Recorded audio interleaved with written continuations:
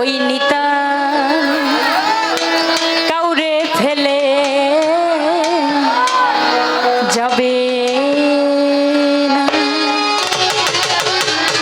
আসলে ধরো চরণ ছেড়ো না, নিতাই কাউকে ফেলে যাবে না।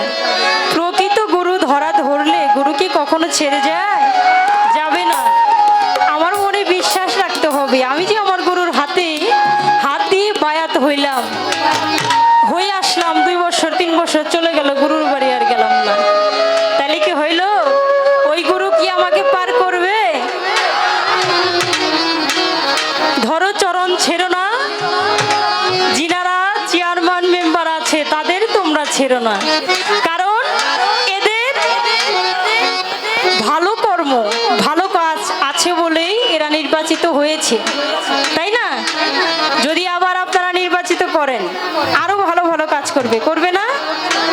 এই জন্য বলেছে যে এদিকে গান ধরার সাথে সাথে যে আমার ইয়াং ভাইরা, আসলে এরা গুরুর উদ্দেশ্যে হয়তো চিল্লানটা দেয় না, হ্যাঁ, সবাই তো যার যার ধান্দায় আছে, কখন জানি মনে